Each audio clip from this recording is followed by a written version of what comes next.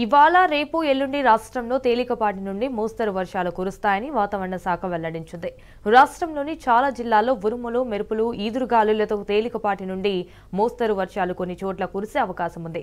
రాష్ట్రంలోని అన్ని జిల్లాల్లో గంటకు 30 నుంచి 40 కిలోమీటర్ వేగంతో ఈదురుగాలులు వీచే అవకాశం ఉందని వాతావరణ శాఖ తెలిపింది. ప్రస్తుతం రుతుపవన ద్రోణి బట్టిండా, ఇటు రోహ్తక్, ఢిల్లీ, హర్దోయ్, బారాబంకీ, బంకురాతో పాటు అటు తూర్పు ఆగ్నేయ దిశలో ఈశాన్య బంగాళాఖాతం వరకు కొనసాగుతోంది. నిన్న దక్షిణ ఆంధ్ర కోస్తా తీరం వద్ద సగటు సముద్ర మట్టం నుండి 1.5 కిలోమీటర్ 3.1 కిలోమీటర్ మధ్య ఏర్పడిన ఉపరితల ఆవర్తనం ఈ రోజు అదే ప్రాంతంలో కొనసాగుతోంది.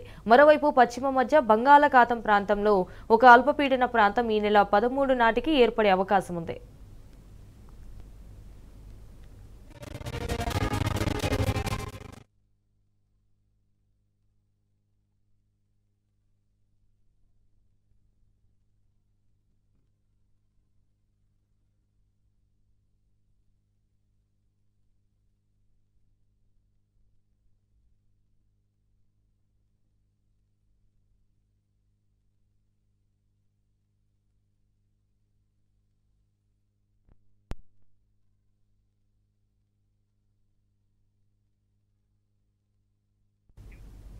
రైట్గా ఇదే విషయానికి సంబంధించి మరిన్ని డీటెయిల్స్ మా ప్రతినిధి అరవింద్ ఫోన్ ద్వారా అందిస్తారు. అరవింద్, చెప్పండి, ప్రెజెంట్ సిచ్యువేషన్ ఏంటి?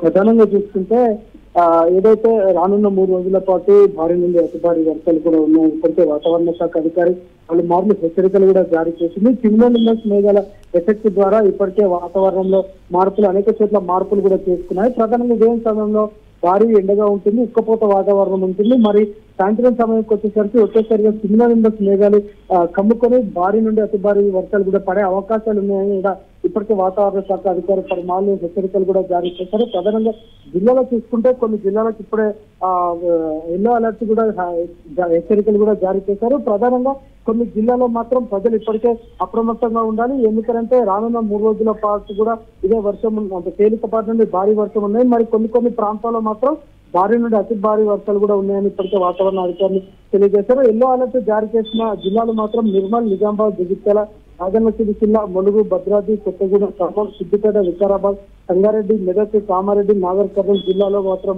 భారీ వర్షాలు కూడా ఉంటాయని కూడా వాతావరణ శాఖ తెలిపింది. ఇక్కడ కూడా వీళ్ళకి ఎల్లో అలర్ట్ కూడా జారీ చేశారు. మరి ప్రధానంగా అంటే ఆగస్టు 13వ తారీఖు నుండి అల్పపీడనం ఏర్పడే అవకాశాలు ఉన్నాయి కాబట్టి జిల్లాల వారీగా కూడా అందరికీ హెచ్చరికలు కూడా జారీ చేశారు. ప్రధానంగా ఈశాన్య తెలంగాణకు మాత్రం ఈ భారీ వర్షాలు కూడా ఉంటాయని కూడా చెప్పారు. అదంటే ఆవర్తన ఉపరితల ఆవర్తన కూడా ఏర్పడుతుంది కాబట్టి ములుగు, భద్రాద్రి, కొత్తగూడెం, ఖమ్మం, సూర్యాపేట, మహబూబాద్, జనగం ఈ ప్రాంతాల్లో మాత్రం ఇప్పటికే భారీ వర్షం ఉంటాయని కూడా వాతావరణ శాఖ అధికారులు ఇప్పటికే తెలియజేశారు. పశ్చిమ గాలుల వల్ల కూడా ఇదే ఇబ్బంది ఉంటాయని కూడా ఇప్పటికే తెలియజేశారు. హైదరాబాద్, అంటే సెంట్రల్ సిటీగా తీసుకుంటే హైదరాబాద్ లో మాత్రం పలు జిల్లాలలో ఇప్పటికే భారీ వర్షం కూడా ఉంటుందని చెప్పారు. హైదరాబాద్, మేడ్చల్, మల్కాజ్గిరి, రంగారెడ్డి ఈ ప్రాంతాల్లో మాత్రం భారీ వర్షం కూడా కొట్టే అవకాశాలు ఉన్నాయని కూడా ఇప్పటికే వాతావరణ అధికారులు ప్రధానంగా తెలియజేశారు. లోతట్టు ప్రాంతాల్లో ప్రజలు కూడా అప్రమత్తంగా ఉండాలి. ఎందుకంటే ఇది క్యూములోనింబస్ మేఘాలు ఎలా ఉంటాయంటే ఉదయం సమయంలో బాగా ఉక్కపోత వాతావరణం ఉంటుంది. ఈ వాతావరణం తర్వాత ఒకేసారిగా మబ్బులు కమ్ముకొచ్చి భారీ వర్షం కూడా కొట్టే అవకాశాలు కూడా ఉంటాయి. లోతట్టు ప్రాంతాలు కూడా ప్రజలు అప్రమత్తంగా ఉండాలి. ఏదైతే మొన్న పడిన వర్షానికి ముఖ్యమంత్రి రేవంత్ రెడ్డి గారు మరియు సిఎస్ ప్రతి జిల్లా కలెక్టర్ కి ఆదేశాలు ఇవ్వడం జరిగింది. ఎక్కడ కూడా లోతట్టు ప్రాంతాల్లో ప్రజలందరూ సురక్షితంగా ప్రాంతాలకి తీసుకెళ్లాలి. ఎక్కడైతే డ్యామ్స్ కానీ, చెక్ డ్యామ్స్ కానీ, మరియు కాలువలు కానీ ఇలాంటి ఎఫెక్ట్ అయ్యే ప్రాంతాలకు ప్రజలు దూరంగా ఉంచాలి.